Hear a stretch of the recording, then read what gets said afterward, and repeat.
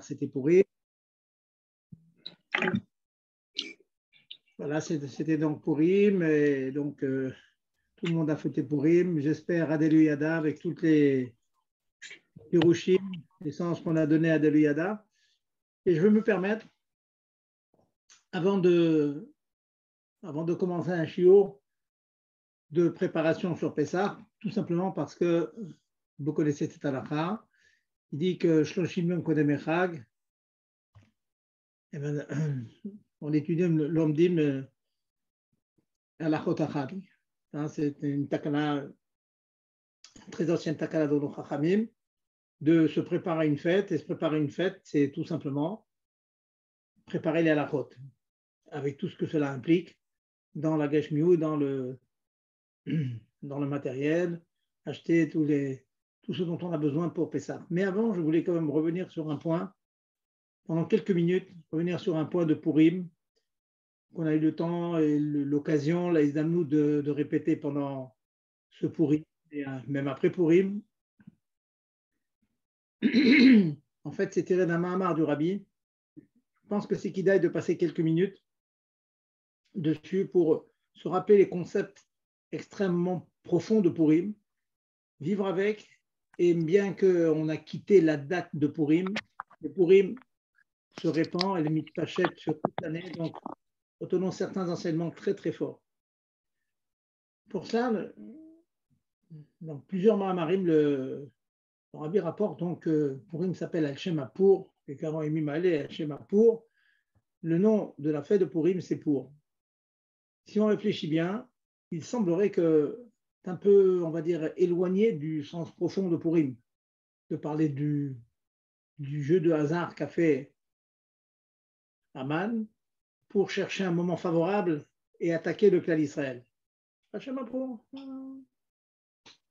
Donc une espèce de tirage au sort, et en espérant que ce tirage au sort lui soit favorable, il pensait qu'il était favorable, et puis il attaquait le clan Israël, finalement il a perdu. Okay.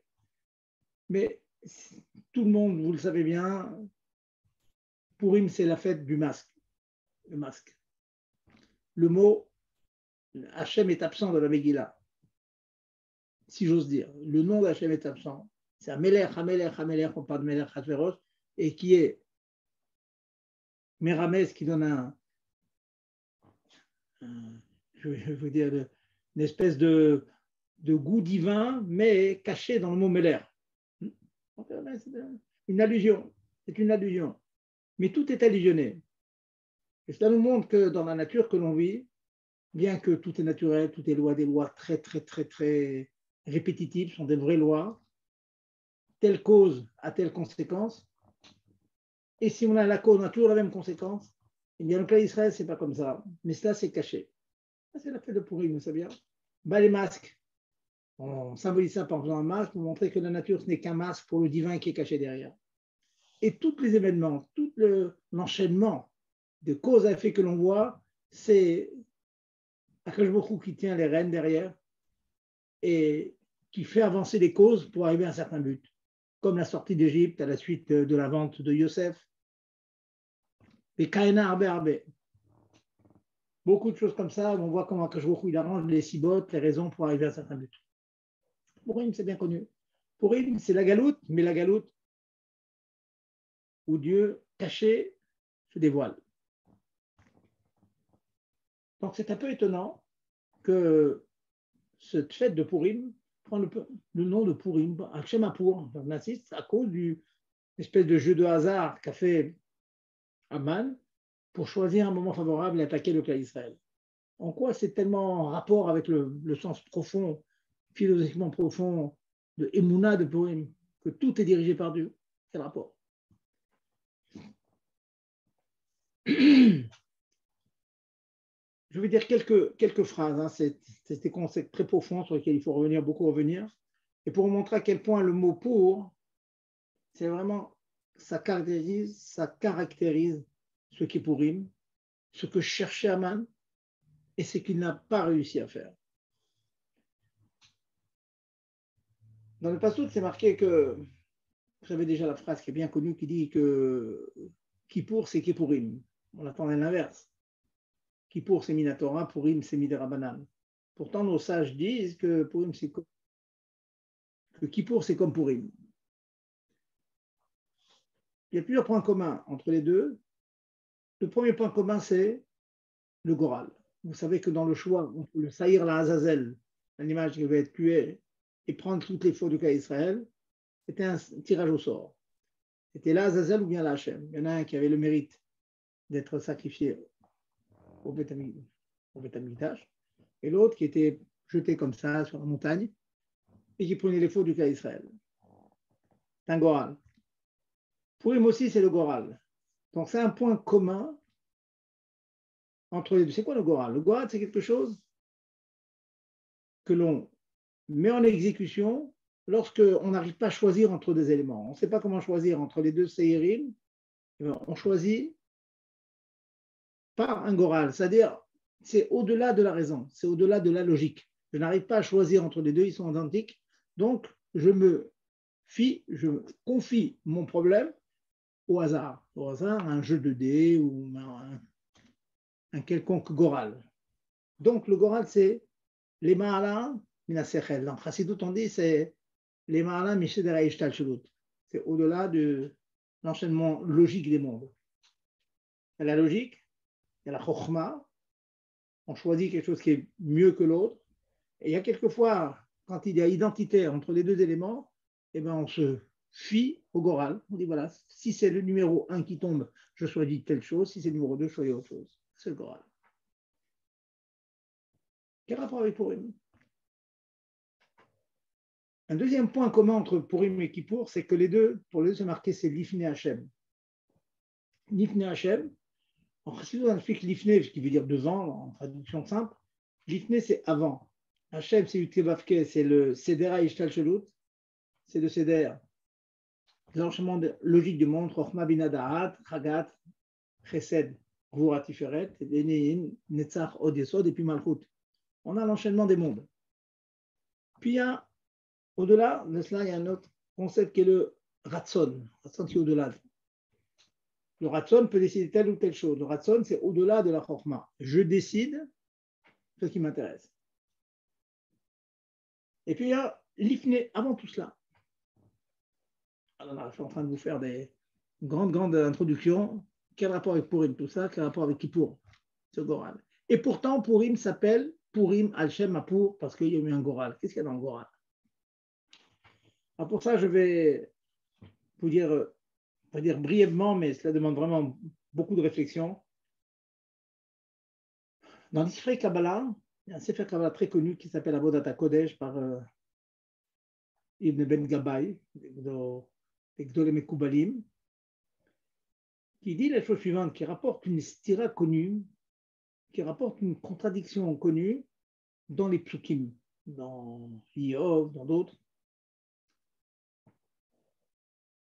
D'un côté, il y a beaucoup de psukim qui montrent, si l'on peut dire, l'indifférence, la afsiout, l'infiniment petit que représente toute la création, l'homme et le monde, et la terre et la lune, et les galaxies, devant Hachem.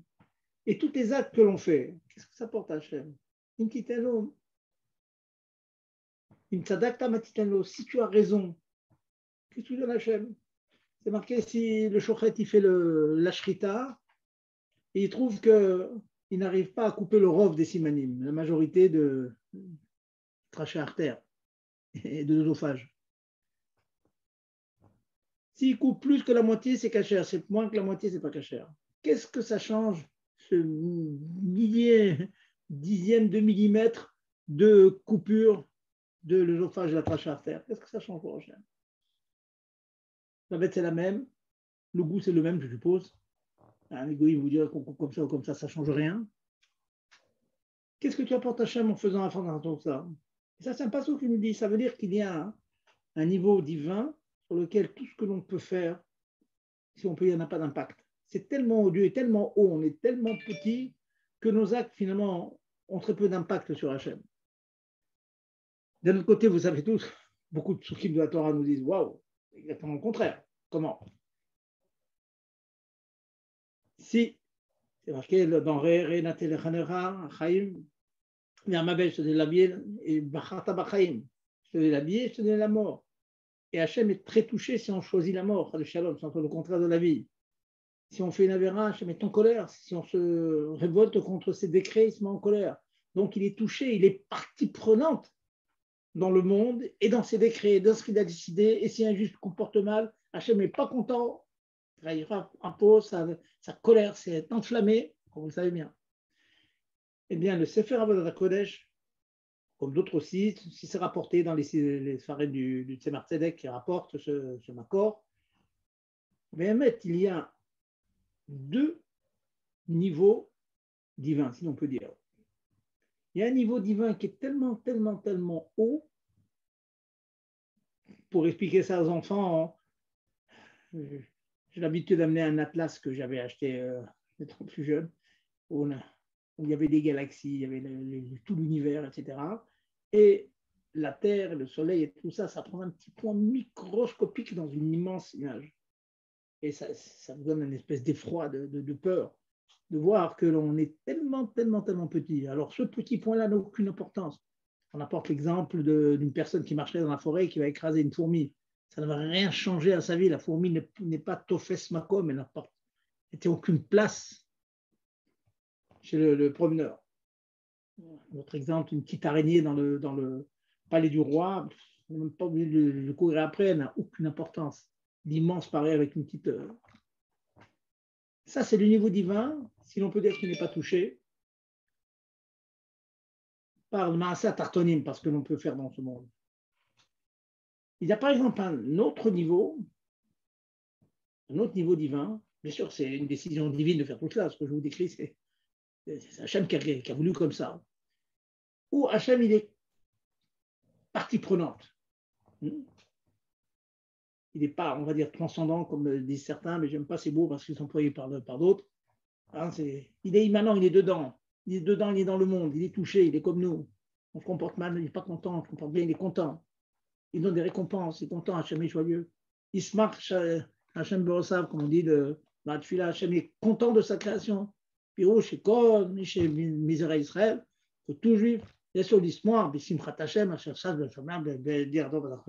tout juif doit être content, doit être vraiment réjoui du fait que Dieu est content qu'on fasse des rabbatanim, que l'on fasse des mitzvot. Donc, on voit qu'il y a un niveau divin où Hachem est partie prenante.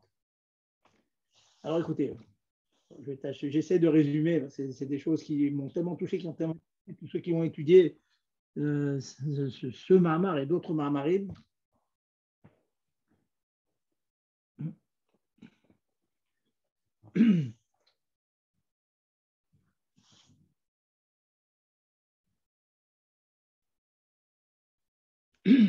Aman, il savait très très bien, il n'était pas fou. Mais Fouzar Fourad Ben Hamim, il connaissait le peuple juif, il savait qu'ils étaient sortis d'Égypte, il savait qu'ils avaient toujours la victoire, parce qu'il était attaché à Dieu, il savait, comme on dit en français, il n'y avait pas photo entre lui et le clan d'Israël. Et il savait qu'il n'avait pas beaucoup de chance de réussir contre eux. Et même qu'il y a des non-tzadikim, on va dire shaïm dans le cas d'Israël, mais voilà, le livre c'est marqué, même le rachat, il est Malek et Rimon de Mitzvot. Il a fait des zakot, il a aidé son prochain, il a fait des milliers de choses, même qu'il n'est pas suffisamment pratiquant. Et il savait, Aman, qu'il ne pouvait pas toucher le cas d'Israël avec ça. Il ne pouvait pas, il n'avait pas de chance.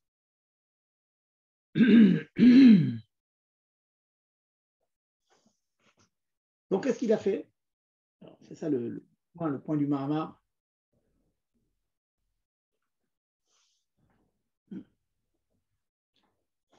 Il a fait la chose, il a fait le Goran. Et maintenant, on comprend qu'est-ce que fait ce Goran.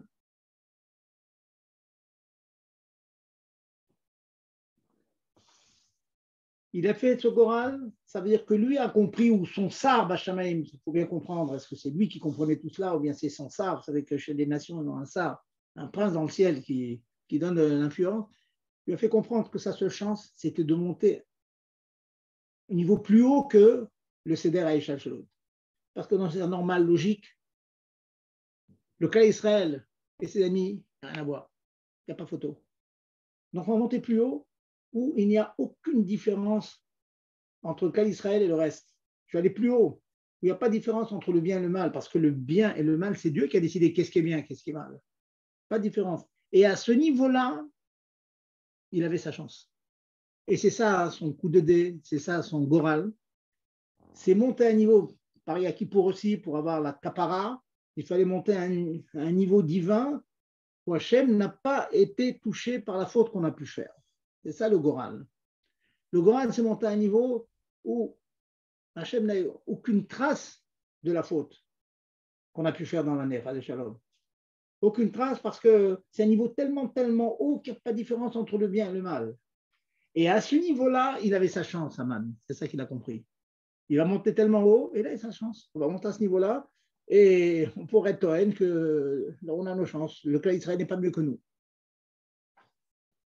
Bien sûr, encore une fois, je suis mécatser en vous expliquant ça ce soir. Je me dis qu'il faut, comme on dit, Taon Lina, il faut mûrir, il faut macérer dans ce concept-là.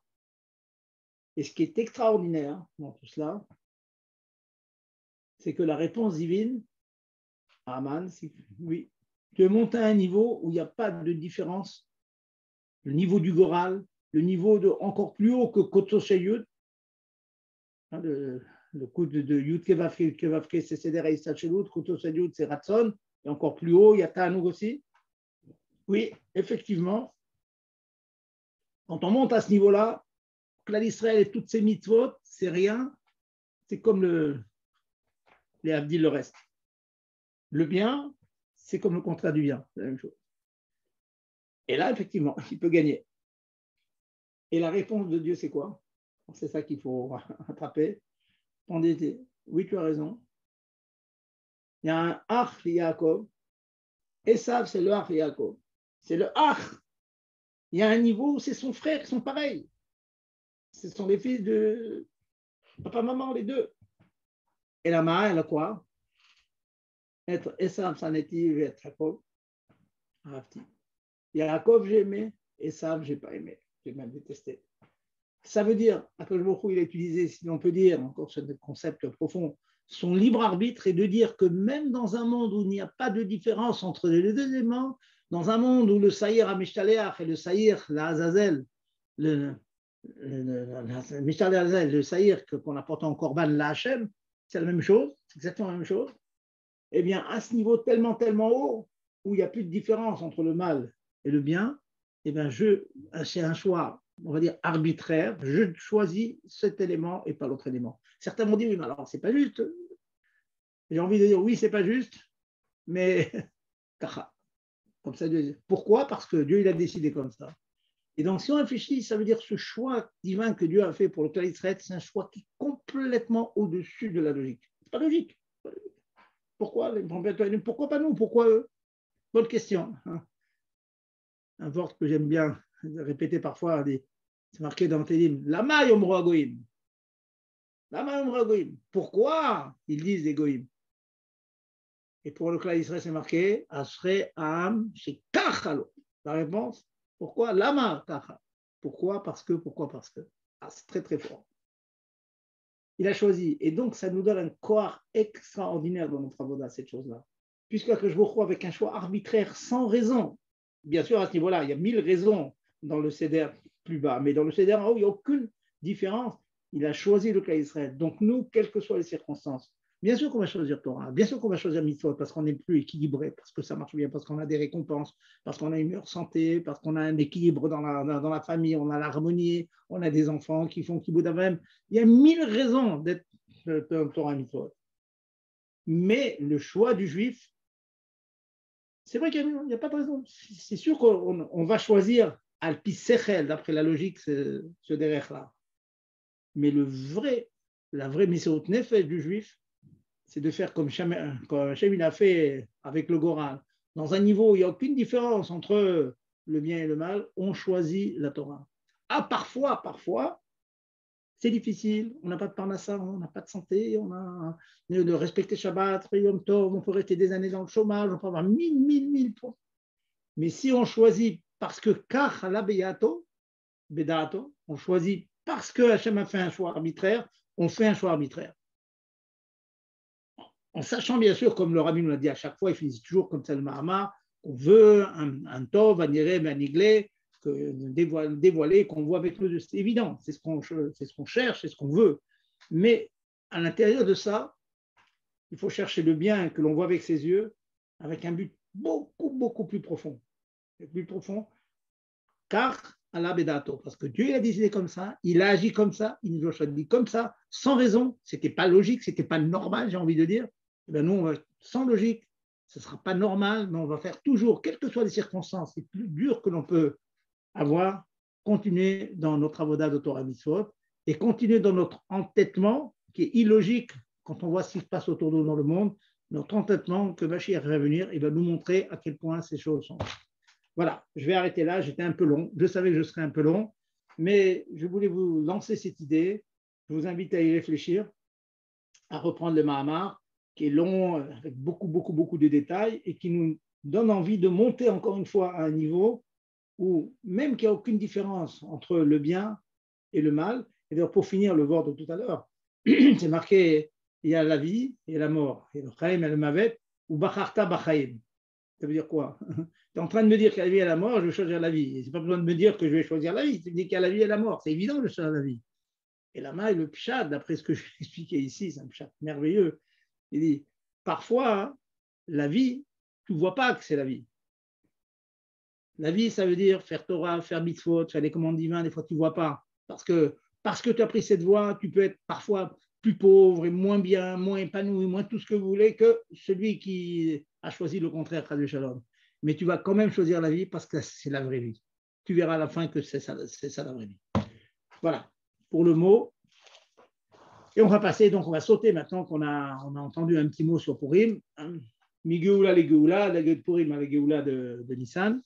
Et on va donc rapidement, je vais tâcher de vous citer l'essentiel de la Achana à Pessah. On est à moins d'un mois de Pessah, donc on va faire une petite razara, des halachot que dans l'ensemble vous connaissez, c'est évident, mais comme toujours, on va ajouter des petits détails et puis de toute façon on fait la mitzvah de Shloshim Yom Kodem Echag, Poskim Ve'ilchot Achag. 30 jours, il faut apprendre, il faut rentrer, il faut être dans le bain, il faut rentrer, il faut être comme on dit de nos jours, il faut être en mode Pessah, en mode psartique. Alors, à quoi il faut penser pendant ces jours que l'on vit?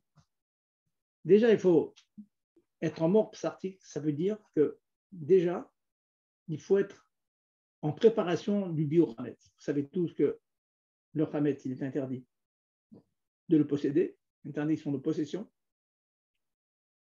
Donc, à partir de Purim, on fait attention. Exemple, si dans l'année on ne fait pas attention, on mange du Hametz avec à livre ouvert, il ne faut pas manger du Hametz à livre ouvert à partir de maintenant. Il peut y avoir des miettes qui restent dans les livres, il peut y avoir des miettes qui se glissent partout. Donc, on fait attention que le Hametz, on le mange dans des endroits qu'on va bien nettoyer après, on ne tâche de ne pas en mettre partout.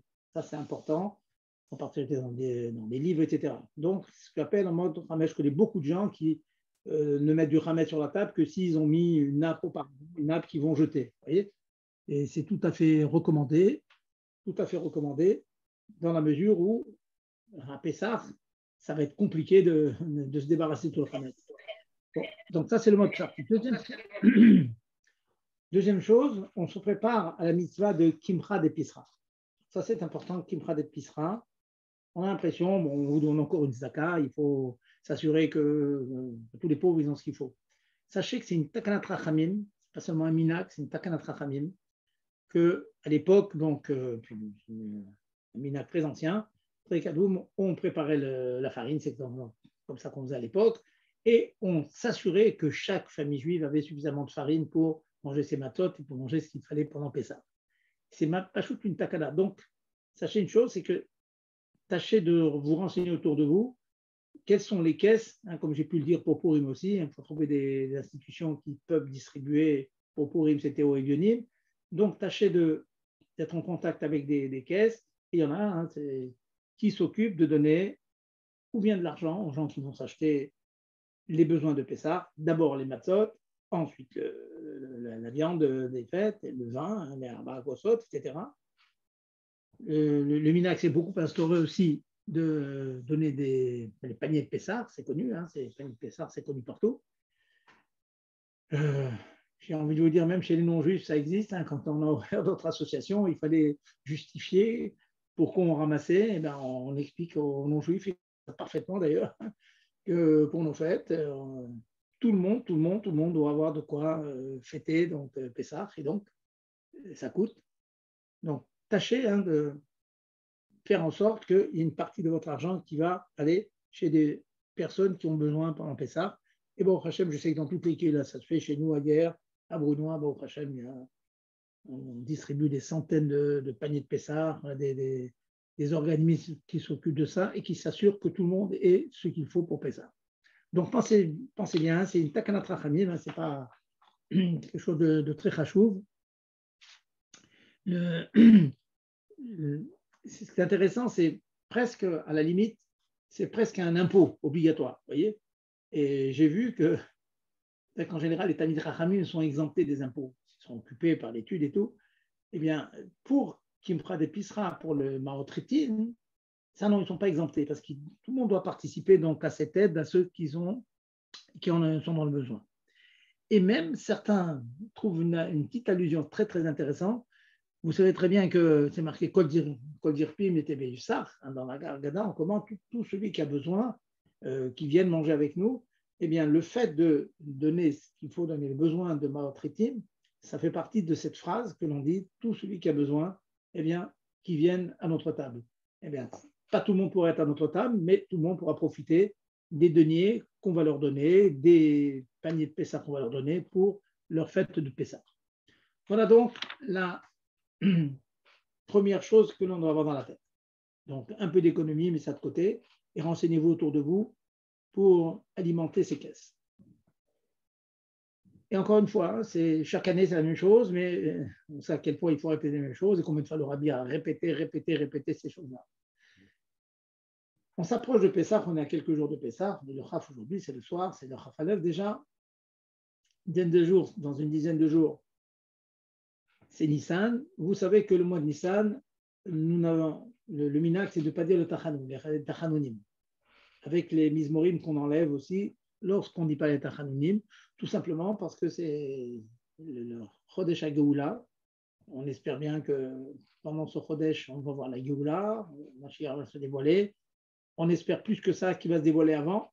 Mais en tout cas, c'est sûr que c'est un Zman Mesougal, c'est un Zman particulier, c'est un temps particulier pour le Gilui de Mashiach.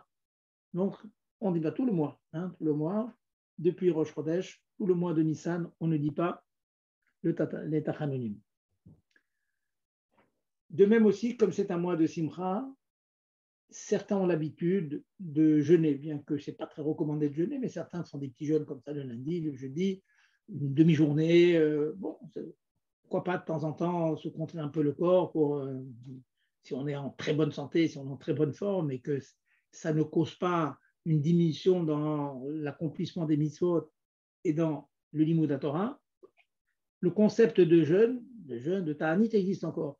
Eh bien ça, pas à Pessah, pas pendant le mois de Nissan, sauf le Ta'anit de Khatan Dekala. Bon, ça c'est gardé encore, c'est un Ta'anit spécial que l'on peut garder, et sachant que si ils sont faibles, ils peuvent quand même manger quelque chose.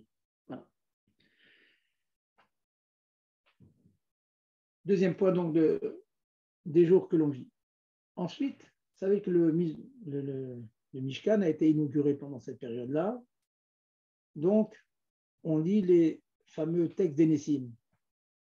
C'est le Kriyat Torah de Hanouka aussi, c'est Hanouka Tamizbeah. Donc, c'est bien, je vous conseille tous de prendre le Sido, de comprendre la traduction de cette chose. Et c'est suivi par un Yiraton très très beau, très chaleureux. On demande que ce soit ta volonté Hachem, que si je fais partie de telle ou telle tribu, qu'il y ait des nitotzot, qu'il y ait des étincelles de Kedusha qui viennent descendre dans le monde et que je profite de ces étincelles. Et donc, ça nous met déjà dans toute une ambiance kabbalistique de Géoula. Donc, il faut bien le faire, ne pas bâcler, le faire en fin de Tfila, pendant un certain nombre de jours, les premiers jours de Nissan. C'est donc Parashat Anessim. Bon, c'est marqué dans le Sidour, tout le monde le fait, à la choule on le rappelle. Ceux qui ne vont pas d'Afka la Choule, qui peuvent l'oublier, donc tâchez de le faire. Et si on en a oublié un jour, on rattrape le lendemain, donc c'est 2 ou 3 éventuellement. Et donc lire ce très très beau texte des Décidim qui nous montre que nous sommes une tribu et qu'on est attaché à Hachem en étant attaché à telle ou telle tribu, ou de Yehuda, ou de Shibon, ou de Dan, ou de Naphtali, quel qu'il soit. Voilà donc les points particuliers, hein, encore une fois, hein, que tout le monde connaît, mais qu'il faudra actualiser et surtout revivre la chose. Il faut vivre la chose. Ensuite, Rachel nous en a le mésé de faire une bracha. Une bracha, c'est quoi une bracha? On en fait beaucoup des brachot. Mais une bracha particulière, qui est Birkat Ilanot. Vous la connaissez, Shelo Chisar Bolem Oklum, qui a fait un monde dans lequel il ne manque rien. Voilà. Et il faut le faire un détail important, c'est marqué dans le Morazaken, de le faire la première fois qu'on voit un arbre avec des bourgeons. La première fois.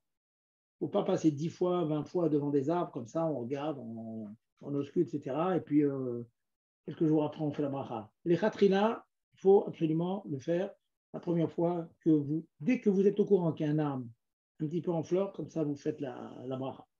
Un petit détail intéressant, je pense que vous en avez parlé l'an passé, même sur des arbres qui sont dans des pots, on peut faire, étant donné que c'est le renouvellement de la nature, on peut faire donc la bracha de Shelo Chisa Bolamokloum, même sur des arbres comme ça, pas tout le monde habite à côté des champs ou des jardins ou dans lesquels il y a des arbres fruitiers. Le khatrila, c'est bien de le faire devant 2 arbres, mais il faut que ce soit des arbres fruitiers, pas ilan srak, pas des arbres stériles. Voilà. Et bien qu'il y ait marloquette là-dessus, il y a divergence d'opinion, le minag, c'est de ne le faire qu'au mois de Nissan. Si on voit des arbres bourgeonnés avant, on ne fait pas. Et si on a passé Nissan, on ne le fait pas non plus. Voilà donc ça pour Birkat Ilanot. Certains ont l'habitude, c'est que les Sfaradim le font en groupe et avec des hiratson, avec vraiment beaucoup de textes de Kabbalah. C'est très très bien tout ça. Faut bien. On sait à quel point le rabbi mettait un jeton, faisait une publicité, du rage, du bruit, hein, pour que l'un d'entre nous intègre la chashivou des mitzvot. Pour les enfants aussi, c'est important. C'est à quel point on va en groupe, un petit sac, on va en groupe, on va chercher des arbres, et à côté de ces arbres, on va faire une bracha, c'est très bien. Ça met de la simcha, ça montre que chaque mitzvah doit être accompagné avec la simcha et qui nous fait appliquer le pasouk que l'on répète tellement souvent, Ivdu et Hashem besimcha. La simcha pour être cette guédère, la simcha fait exploser les barrières et donc il faut toujours besimcha. Et si parfois c'est un peu difficile, il faut trouver des raisons d'être besimcha, hein, ou par l'étude ou par les mitzvot, ou bien, je dis souvent un petit lechaïm, pourquoi pas, hein, de temps en temps, ça égaye et puis on repart. Mais toujours penser qu'il faut servir Hachem besimcha parce que cette simcha, c'est un moteur pour servir Dieu. Voilà donc les préparatifs de jusqu'à Nissan. Bon, avant de passer donc au Bdikat Hametz, je vais vous demander s'il y a des questions sur ce que je viens de dire. Alors allez-y. Allez Gérard, quelques questions. Je n'ai pas entendu de voix pour l'instant, ni sur le drouche que j'ai fait sur Purim, ni sur la faute. Allez, posez-moi quelques questions. Allô? Oui, les micros sont ouverts. Voilà. Allez Gérard, posez-moi une question, vous.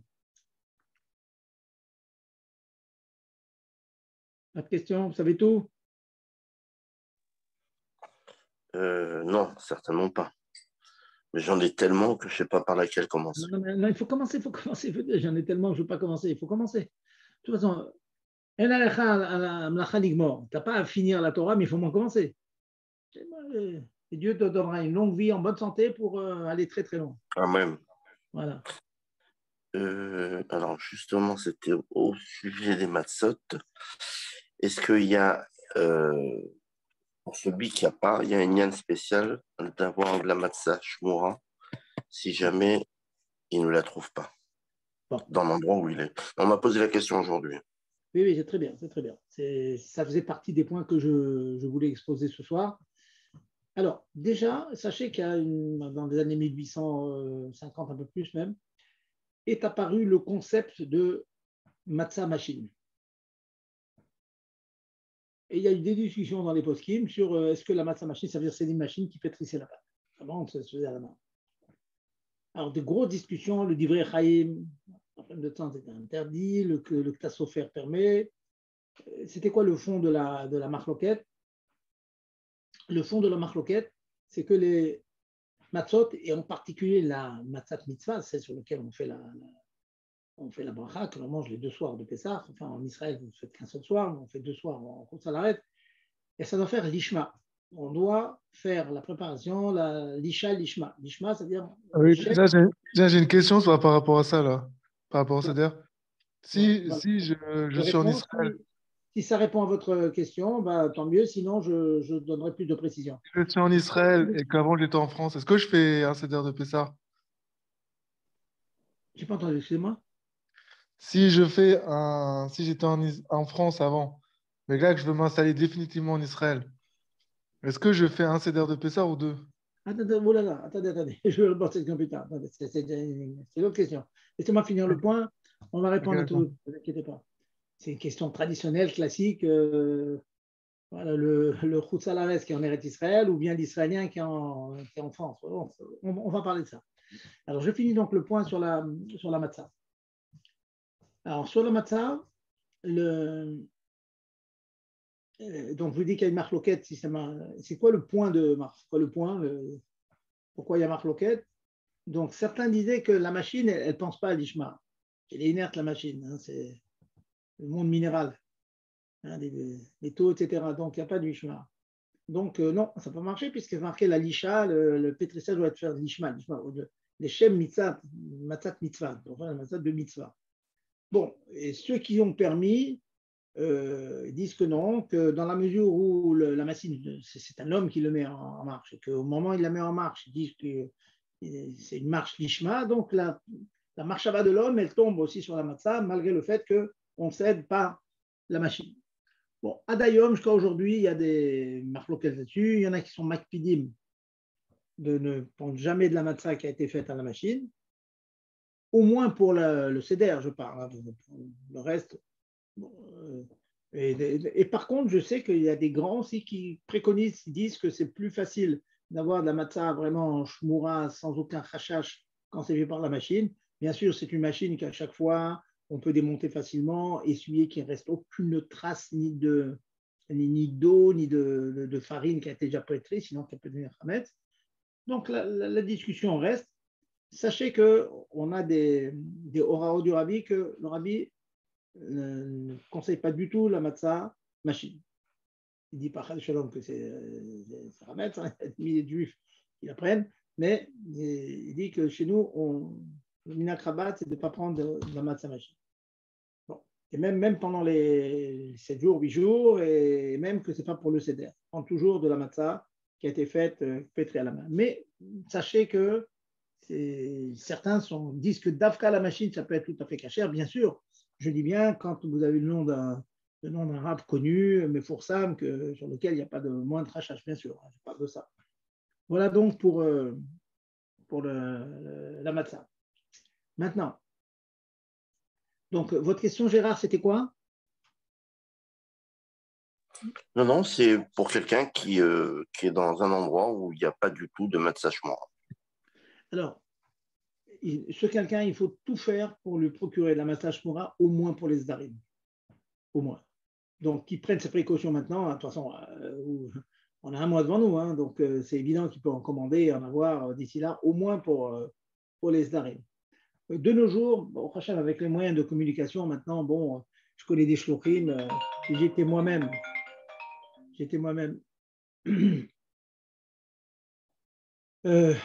Donc, j'étais moi-même, c'est très loin, au fin fond de l'Afrique, il y a 2-3 ans. Bon, bah, le chaliar, tout simplement le chaliar, il amenait ses matzot, il amenait après à Soukot, il a amené des loulavim. Une année, d'ailleurs, c'est moi qui lui ai amené les loulavim. On m'a arrêté à la douane. Il a fallu expliquer que c'était les loulavim. Bon, c'était au Nigeria, pour vous dire. Donc, on peut obtenir. Maintenant, si vous demandez le cas exceptionnel, il se trouve comme ça, il est coincé. S'il n'a pas le choix, il apprend. Il apprend. Mais attention, hein, s'il n'a pas été fait l'ishma, il y a un problème pour le premier soir. Hein. Ça peut être cacher les pessars, mais pour le premier soir, il faut absolument avoir de la matzah shmura pour le premier soir. Voilà. OK. Donc, maintenant, puisqu'on m'a posé la question, c'était prévu que j'allais en parler un peu plus tard, mais puisque la question est posée, je vais quand même y répondre. Pour une personne qui habite la France et qui soit en vacances en Israël ou l'inverse, alors c'est une chéla extrêmement complexe.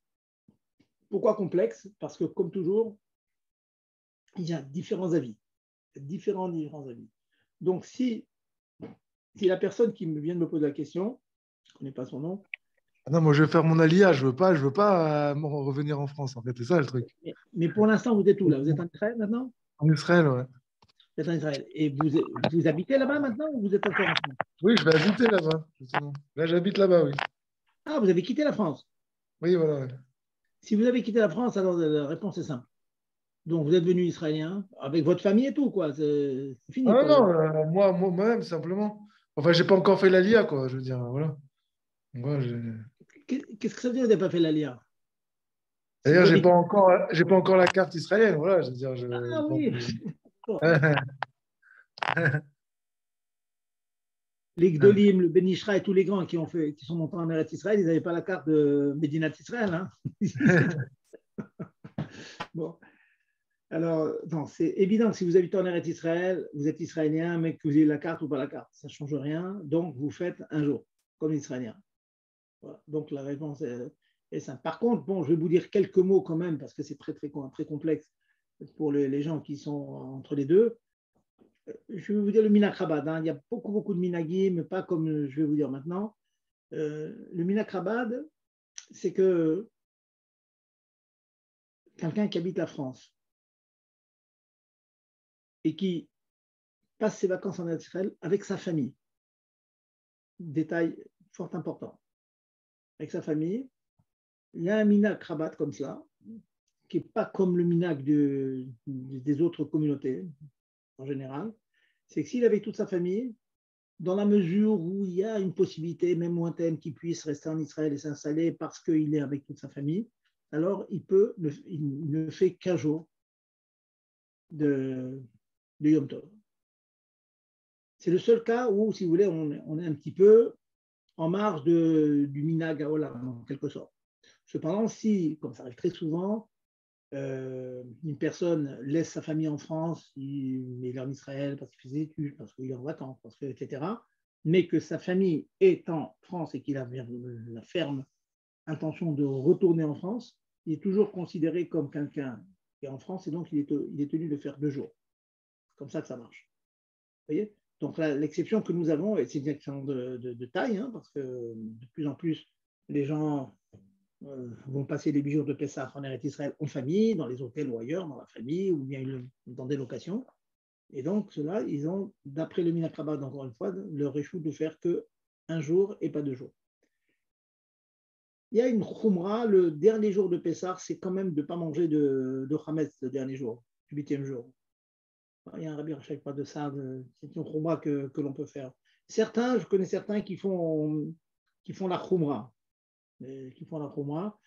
Et j'ai même entendu, c'est à vérifier, hein, c'est les shmot, il faut vérifier, que le Rav Goner, Zechron Ivracha, quand il passait comme ça des fêtes en Eretz Israël, il passait le jour de fête chez sa famille, je crois qu'il a un fils à Elad. À Eilat, pardon. Parce que Eilat, c'est considéré comme Poutz Alaret, et donc il faisait là-bas 2 jours. Intéressant, vous voyez. Donc il ne voulait pas rentrer dans la marloquette. Il était dérangé de faire qu'un seul jour, alors que c'est quelqu'un qui habitait toujours en Poutz Alaret. C'est intéressant de voir cela, qu'il y a des marchmélim comme ça. Donc c'est arrangé pour ces 2 jours-là, être à Eilat. Et après, bon, c'est ce qu'il faisait ailleurs. Voilà, c'est intéressant de connaître cette chose-là. Voilà. Alors, je poursuis. Le temps passe très, très vite. Hein, Je poursuis donc la première chose qui concerne Pessah. On a parlé des matzot, bien sûr. On va parler ensuite des shiurim et tout. Certainement pas ce soir, on n'aura pas le temps. Mais pour les prochains shiurim, je vous ai dit, on est en mode Kachal et Pessah un peu. Et donc, on prépare l'abdikat Ramet. Avec l'abdikat Ramet, c'est quelque chose d'extrêmement important. Bien que maintenant, on a trouvé des kunsim, etc., avec la vente, etc., mais il faut savoir que très, très important de faire une dika convenable, de nettoyer sa maison, d'enlever tout le Ramet qui est dans sa maison. Première chose, savoir que il y a une mitzvah, Erev Pessah, hors les Arba Asar, la nuit du 14 Nissan, une nuit avant la sortie d'Égypte, une nuit avant le Seder. D'aller être bodé avec tous les endroits de sa maison, que c'est minage, on met 10 morceaux, etc. On cherchait 10 morceaux et puis on les brûle. Lentement, on les brûle. Le point que je voulais vous dire, c'est que cette mitzvah-là, elle est d'actualité, même si vous quittez votre maison à partir de Purim. Imaginons quelqu'un qui habite la France et il décide à Rosh Chodesh Nissan d'aller en Eretz Israël, passer un mois en Eretz Israël. Il a une maison secondaire. C'est un exemple. Ça peut être une personne qui, une semaine avant Pessah, il habite Paris, ben, il va aller à Marseille. Voilà. Quitte son domicile. Sachez qu'il est tenu de faire la Bdikat Ramet chez lui le dernier soir qu'il passe chez lui. Dernier soir. Il va voyager le lendemain, à midi, à 7 heures, peu importe. La dernière nuit où il dort chez lui, dans sa maison habituelle, il doit faire l'Abdikat Ramet, mettre les 10 morceaux dans sa maison et chercher. La seule différence qu'il y a entre cette opération qui est faite un autre jour que le 14 Nissan, c'est que l'opération se fait sans faire la bracha Baruchat Hashem al Biochametz. Les Chachamim ont été metaken, la bracha de Biochametz, que la veille de Pessah. Les autres fois, les autres jours, il faut le faire, une obligation, mais sans bracha. Alors la question qui vous brûle les lèvres, je la connais, c'est mais si je quitte chez moi une semaine avant, je vends ma maison. C'est connu. Alors, sur ce, j'ai deux réponses. Premièrement, faites extrêmement attention que si vous avez une intention même lointaine de récupérer votre appartement Chol HaMoed pour des raisons de travail ou pour d'autres raisons, et ça arrive et c'est très fréquent, les gens vont en vacances, mais à Chol HaMoed, ils veulent rentrer chez eux. S'ils veulent rentrer chez eux, ils sont tenus de faire l'abdika dans tous les endroits qu'ils vont habiter en revenant à Chol HaMoed. Donc, dire je vends toute la maison ou tout le chametz qu'il y a dans ma maison, ça ne marchera pas dans ce cas-là. Deuxième point, en supposant qu'une personne est certaine qu'elle ne va pas récupérer sa maison pendant les 8 jours de Pessah, elle va passer un mois ailleurs, elle ne va pas rentrer chez elle. Les khatrila, il ne faut pas se rendre patour de la mitzvah de Biochametz. Or, si on vend tout le chametz qu'on a chez soi, on vend tout, donc on est dans une situation où on n'a plus de chametz. Alors, on n'est pas au vert, on ne transgresse pas les interdictions de possession de chametz qui s'appellent, comme vous savez, Balira et Balematsé, on ne verra pas, on ne trouvera pas de chametz chez soi, qui veut dire on ne possédera pas de chametz. Cette interdiction de possession de chametz, si on vend sa maison, eh bien on ne l'a pas. Certes. Mais il y a une mitzvah positive, une mitzvah active. Pas une mitzvah passive de ne pas avoir de chametz, mais une mitzvah active de brûler son chametz. C'est la raison pour laquelle on met les fameux 10 morceaux. Une des raisons des fameux 10 morceaux, c'est de se garder au moins un kazaït qu'on va brûler. On fait la bracha sur le fait de brûler le chametz. Donc, si, en supposant qu'une personne est certaine qu'elle ne va pas rentrer chez elle pendant les 8 jours de Pessah, il faut qu'elle se doit, si elle veut faire les choses bien, pour pouvoir accomplir cette votre mitzvah de bio Hamet, de brûler le Hamet, mais qu'elle veut s'économiser des forces, il faudra penser à garder une partie de votre maison non vendue. Par exemple, la salle à manger, par exemple, la cuisine, dans laquelle, donc, sur l'acte de vente de votre Hamet, vous dites, je vends tout le Hamet qui se trouve en maison, sauf celui qui est dans ma cuisine. Ce qui vous permettra, alors bien sûr, dans ce cas-là, il faut bien faire nettoyer la cuisine qui reste pas de Hamet, et c'est dans cette cuisine dans laquelle il n'y a plus de Hamet qu'on mettra les 10 morceaux, qu'on cherchera là-bas, le dernier soir que l'on passe chez soi. De telle sorte que vous avez le mérite d'avoir fait cette recherche de Hamet. Et ces 10 morceaux en question, vous les gardez dans un sac. Attention à ne pas l'oublier. Hein. Une année, une personne a fait ce que je lui ai dit. Finalement, après Pessah, s'est rendu compte que les 10 morceaux étaient restés dans sa valise. Waouh. Donc, ces 10 morceaux, une semaine avant Pessah, vous les mettez dans un sachet, en plastique, vous bouclez, vous scotchez tout ça dans votre valise. Et Erev Pessah, la veille de Pessah, vous le volez. Le mécanisme. Ce qui fait que comme ça, vous avez gagné l'abdicat Hamet à l'économie, hein, puisque vous avez fait dans une petite partie, mais au moins vous avez la mitzvah.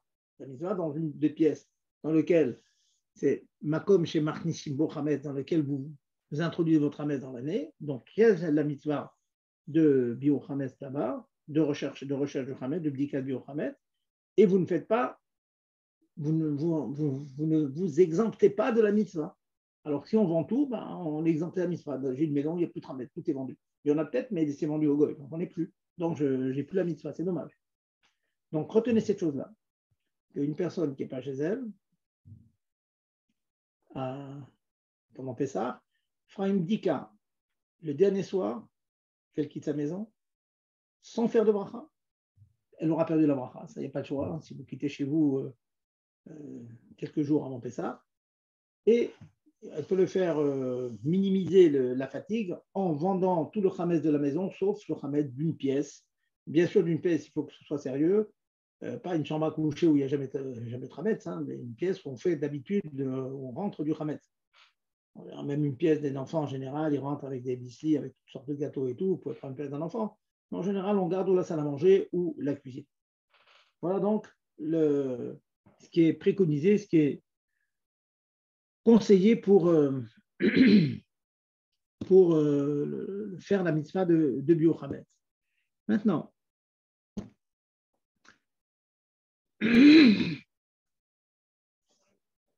encore 2 ou 3 à la route, et puis on va se donner rendez-vous pour la semaine prochaine.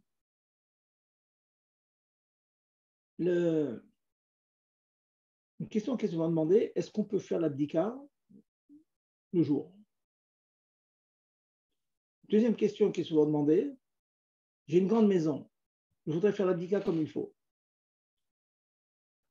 Est-ce que j'ai le droit de faire l'abdika, de commencer au moins l'abdika quelques nuits avant la nuit du Erev Pessah? J'ai le droit de faire ça.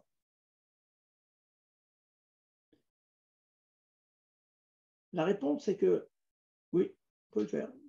Et je ne vous cache pas que c'est quelque chose que souvent je fais, en particulier à l'époque où tous les enfants étaient à la maison. Quelques nuits avant Erev Pessah, je faisais la pièce des enfants, avec les oraner, avec une bougie, etc. Bien sûr, qu'une fois que l'abdika était fini, ou la porte était fermée, on ne rentrait plus dans la pièce, ou bien on était masé à des enfants, on disait à toute la famille, on ne rentre plus, c'est une pièce bdiquée, on ne rentre plus avec le Hametz là-bas. On peut faire cette chose-là. Et la bracha sera gagnée le Erev Pessah. Donc, on aura commencé sans faire de bracha, certaines pièces, et puis la bracha se fera le dernier nuit. Dans le même ordre d'idée, personne me dit, bon, mais alors, est-ce qu'on pourrait le faire le jour? Voilà, j'ai fini une pièce, elle est propre. Je voudrais faire la dika, ne pas être obligé de faire cette dika de cette pièce. En particulier, si vous déplacez des armoires, des meubles et tout, il faudrait tout redéplacer pour tout revérifier après. Vous pouvez parfaitement avoir l'intention, au moment où vous remettez les meubles en place, vous regardez, vous dites, voilà, j'examine toute cette pièce, les schèmes d'Ikatra Hametz. Bien sûr, dans la mesure où je suis sûr et certain que je ne vais plus introduire du Hametz dans cette pièce. Mais si je le sais, comme ça arrive dans certains placards et tout, très fréquent, une fois qu'on a fini, ça y est, on a fait le ménage, on ne met plus de tramesse dedans. Vous jetez un coup d'œil là-bas. Le jour, on peut le faire à condition que ce soit un endroit qui soit extrêmement éclairé. On a dit, Sharga Betiara Maïmane, si on met une bougie dans un endroit où il fait clair, on n'a pas regardé grand-chose. Mais il y a des endroits dans la maison, c'est ce qu'on appelle le dindar sadra, à côté des fenêtres, à côté des baies vitrées, c'est extrêmement éclairé, on voit le jour, on voit parfaitement, donc on peut faire même le jour. Je donne tous ces conseils parce que je ne vous cache pas que moi-même, j'ai beaucoup utilisé ces terribles-là, parce que faire une dika sérieuse où on va aller dans chaque recoin comme c'est préconisé dans la race, c'est très, très, très dur. On est très fatigué, répéter ça. Donc, si on arrive à faire sa dika doucement, tranquillement, bon, ben, le Erev Pessah, c'est beaucoup plus facile. Beaucoup plus facile. On sait que la majorité de la maison est déjà abdiquée, il reste certains endroits que l'on connaît, on va chercher et on fait la mitzvah sans s'épuiser. Parce que n'oubliez pas, hein, je vais finir avec ça, un conseil que tous les rabbinim donnent de nos jours et que je préconise aussi, faire tout, je parle aux dames en particulier, faire tout pour que le ménage Pessah ne soit pas une corvée. Il faut reconnaître, le ménage Pessah, c'est une corvée pour beaucoup de monde. C'est nos mamans, nos grands-mères, c'est pas que c'est un mauvais souvenir, parce que c'est merveilleux, Pessah. C'est le clan d'Israël, c'est la sortie d'Égypte, le clan d'Israël, c'est formé, c'est façonné, c'est forgé un Pessah. Mais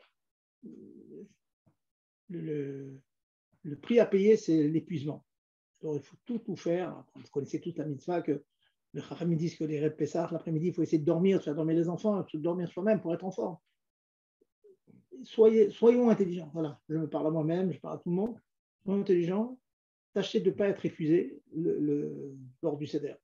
Alors, trouvez toutes les crochmottes et tout. Tâchez de faire en sorte que on ne soit pas épuisé. Maintenant, le problème à l'envers aussi, bon, ça j'en parlerai à d'autres shiurim, c'est qu'on voit de plus en plus ce mina que les gens ils vont dans des hôtels, ils ne font plus Pessah chez eux. Ce qui est à les darati, à mon avis, je ne sais pas si c'est une bonne chose. Bon, maintenant, c'est les minag de nos jours de plus en plus, quelqu'un qui personne a les moyens, bon, il va à l'hôtel, comme ça ils sont sûrs d'être en forme, la nourriture est prête par l'extérieur, on ne se casse plus la tête, on va à la maison et tout. C'est pas le plus meoudar, j'aurai l'occasion d'en parler plus longuement plus tard de cela. C'est loin d'être plus meoudar à tous les niveaux. Mais en tout cas, si on fait cela, il faut quand même prendre beaucoup de précautions que Bezat Hashem, on tâchera d'exposer dans les shurim que l'on donnera dans les semaines qui suivent. Donc, très vrai, donc, Erev Tov encore une fois. N'oubliez pas qu'on sort de Purim. Adelo Yada, on est, comme j'ai dit tout à l'heure, au niveau du Goral. Goral, c'est un niveau extrêmement haut. Et à ce niveau, il n'y a pas de différence entre l'Israël et le reste, Hachem nous a choisi. Donc, pour ça, il faut donner toutes ses forces, toute cette énergie pour Avodat Hachem, quelles que soient les circonstances. Et on est rentré dans Pessah, on va tâcher de le faire au mieux que l'on peut, sans s'épuiser encore une fois. Il ne faut pas être épuisé, il faut pas. C'est dommage d'être épuisé par le ménage, par les soucis, par les achats et tout ça. Faire ça intelligemment, de dispatcher le travail pour savoir qu'il faut être en forme le jour où on va sortir d'Égypte, Bezat Hashem, le 15 Nissan, en espérant avec Mashiach. Bonsoir à tout le monde. Bonsoir à tout le monde. À très bientôt. Et ceux qui ont des questions à Gérard, je pense que tous ceux qui écoutent le shiur, ils ont mon numéro de téléphone. Je pense oui, vous avez votre numéro. Moi, je vous transmets le message sans problème. Un petit message. En général, sauf oubli, ça peut arriver, bon, mais sauf dans de très rares cas, je rappelle ou je réponds par message. Donc, n'hésitez pas à poser. Ouais, moi, je voulais juste vous annoncer une bonne nouvelle. Attendez. Allez-y. J'ai dit que j'étais en Israël, mais je me marie justement ce dimanche. Peut-être que vous connaissez la Kala, elle s'appelle Esther Davidovici. Esther comment? Davidovici. Ah, bien sûr, Davidovici, bien sûr, je la connais. Je ne sais pas si c'est la famille Davidovici, je connais très bien. En tout cas, un grand Mazal Tov, un très, très grand Mazal Tov.